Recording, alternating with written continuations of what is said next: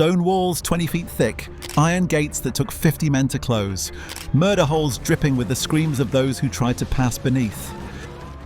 Medieval castles weren't just fortresses, they were death traps engineered to break armies before they broke through. Forget what you've seen in the movies. Once you understand how sieges actually worked, you'll never watch a castle battle scene the same way again. Hollywood loves to show armies charging dramatically across open fields, banners flying, heroes leading from the front. But real battles, they started before attackers even reached the courtyard. The true fight was against stone and earth. Castles were designed as puzzles that killed you before you even drew your sword. First came the moat.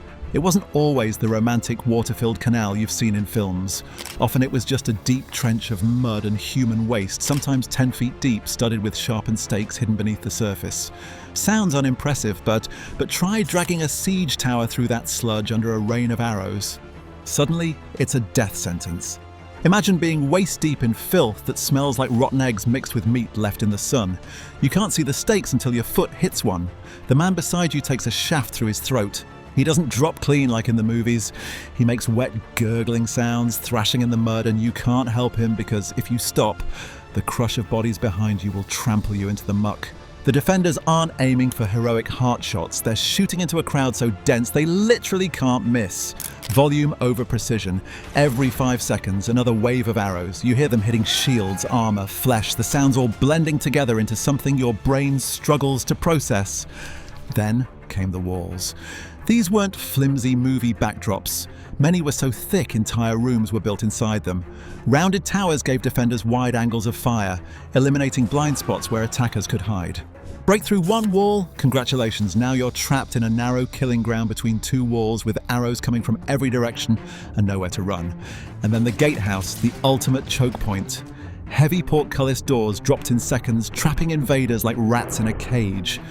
Murder holes above allowed defenders to rain down arrows, stones, or worse. Think of it as a medieval funnel of doom. The brilliance wasn't brute strength, it was design. Every step an enemy took closer to a castle's heart was meant to sap morale, wear down numbers, and remind them, you don't break into a fortress, you bleed for every inch. Forget the dramatic one arrow drops a night movie moment. Real castle defense with arrows was about volume, precision, and psychology. Archers didn't aim for hearts, they aimed for horses, hands, and faces. Take out the mounts, cripple the enemy, force chaos in their ranks. From towers and walls, longbowmen had a terrifying advantage. Elevation meant distance. A rain of arrows wasn't just deadly, it broke morale. Imagine hearing nothing but the hiss of shafts cutting air and the screams of men falling beside you. That's not cinematic, that's psychological warfare designed to make you hesitate. And hesitation in a siege gets you killed. And then there were murder holes, a defensive trick that sounds like something out of horror. Hidden above gateways and corridors, these openings let defenders dump anything they had. Rocks that cracked helmets open like eggs. Hot sand that found every gap in your armor and burned straight to the skin. Quicklime that blinded you permanently if it hit your eyes. Boiling oil? Rare, too expensive. More often it was scalding water or tar. Try standing in a narrow corridor while boiling water splashes down on your neck, finding every opening in your chainmail. Just as painful as oil, just as effective at making you scream and stumble and become an obstacle for the men behind you. Because that was the genius, defenders didn't need to kill everyone. They just needed to hurt you badly enough that you blocked the path. Defenders also got creative. Crossbowmen shot through narrow slits called arrow loops, impossible to hit back through. Stones were dropped from battlements, crushing anyone pressed against the wall. Even livestock carcasses were sometimes hurled to spread disease among attackers. Every strike from above wasn't just about killing. It was about forcing hesitation. When attackers stopped to shield themselves, they stalled. When they stalled, panic spread. A castle didn't have to kill everyone outside its walls. It just had to remind them that every step forward meant another brutal surprise. Movies show sieges ending in dramatic final battles, heroes storming through after a few days of waiting. Real sieges? They were won with time and starvation, not sword swings. A castle wasn't just defended with stone, it was defended with time. Sieges were slow, grinding wars of patience. If attackers couldn't break through, they would try to starve defenders out. That meant survival inside the walls became as critical as the arrows raining down outside. Castles were built with deep wells carved into solid rock. Cutting water supplies was a classic siege tactic, but a hidden, protected, well-kept defenders alive for months. Food was stockpiled: salted meat, hard bread, dried beans.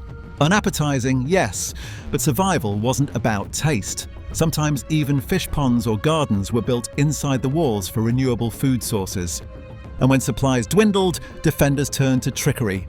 If attackers thought the castle was starving, morale inside would collapse. So defenders staged feasts on the battlements, roasting meat in plain sight. Imagine the rage outside. Starving soldiers eating hard bread, crawling with weevils, watching the enemy celebrate while the smell of roasted meat drifts down. It was a mind game, and it worked. Psychological warfare didn't stop there. Corpses of enemy prisoners were sometimes catapulted back over the walls to spread disease and terror. Try maintaining morale when a rotting body lands in your camp, someone you knew, someone who was captured 3 days ago. In return, defenders hurled insults, beat drums, blew horns, anything to remind the enemy they weren't breaking in anytime soon. At night, when exhausted attackers finally tried to sleep, the bells would ring, the horns would blow.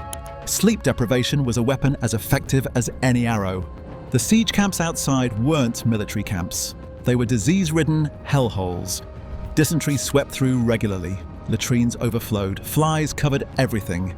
The smell of infection, rot, and death hung in the air constantly. Men didn't just die from combat. They died from fever, from infected wounds that smelled sweet and rotten, from contaminated water, from giving up. The point wasn't just to hold out, it was to break the will of the attackers. Because in siege warfare, whoever ran out of patience first lost. And castles were built to make sure it wasn't their defenders. Movies love to show gleaming knights saving the day, one hero cutting through enemies with perfect sword technique. But castles weren't defended by a handful of armored heroes. Defense was a community effort. Every person inside those walls, from seasoned soldiers to blacksmiths and cooks, had a role to play. Knights did matter. They were shock troops, the elite. But in a siege, their job wasn't gallant dueling. It was plugging breaches, leading sorties, and keeping morale alive when everything seemed hopeless. Archers were the real backbone. From behind arrow slits, they controlled the battlefield, cutting down siege crews, pinning enemies in place, forcing attackers to crawl forward under shields. But the unsung defenders were ordinary townsfolk. Women carried stones to the battlements, their arms burning from the weight, their hands bleeding from the rough edges. Try hauling a 20-pound rock up narrow spiral stairs while arrows fly overhead, then lifting it over the edge to drop on attackers below. Children fetched water for boiling or for dousing fires when flaming projectiles hit the roofs. Blacksmiths repaired weapons day and night, their hands blistered and burned because if the weapons broke, everyone died. Even priests had roles, blessing defenders, ringing bells to signal attacks, keeping spirits from breaking under the constant pressure, and there were moments of desperate heroism.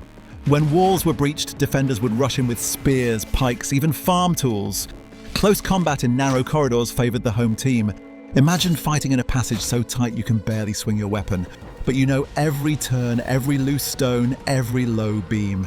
Attackers couldn't spread out. They were forced into choke points where every defender counted double, where local knowledge of every passage meant the difference between life and death. A castle was never just stone and steel, it was people. People working together with one brutal purpose: hold the line no matter what, because for them, losing the castle didn't mean retreat. It meant massacre, slavery, or worse. And that gave every defender, knight or commoner, the resolve to fight like their lives depended on it, because they did. Pop culture has turned castles into backdrops for heroic duels, flaming arrows lighting up the night and armies storming walls in minutes. The truth? None of that reflects how castles actually worked. Real sieges weren't days of non-stop combat. They were months, sometimes years of attrition, patience, and mind games. Hollywood shows dramatic last stands. In reality, defenders avoided open field battles at all costs. The entire design of a castle was to prevent cinematic heroics. Attackers weren't cut down in neat rows. They died slowly from exhaustion, disease, and frustration. Defenders didn't waste precious oil on every enemy. Try rationing every drop when you're facing a siege that could last years. And victories weren't celebrated with cheering crowds, but with collapsing from hunger and relief. The lesson castles taught was simple but brutal. War is about logistics and endurance, not glory. A well-built fortress could turn 1,000 men into a nightmare for an army of 10,000. It showed that terrain, engineering, and discipline could outweigh raw numbers or flashy charges. That's why Hollywood misses the point. The true drama of a siege wasn't in flashy sword fights, it was in the silent standoff, the waiting, the slow grind where fear gnawed at both sides. Castles weren't monuments to medieval romance, they were machines of survival, reminders that in war, the side that keeps breathing longest usually wins. And once you see that truth, the movie version of Castle Warfare feels like a fairy tale, not history.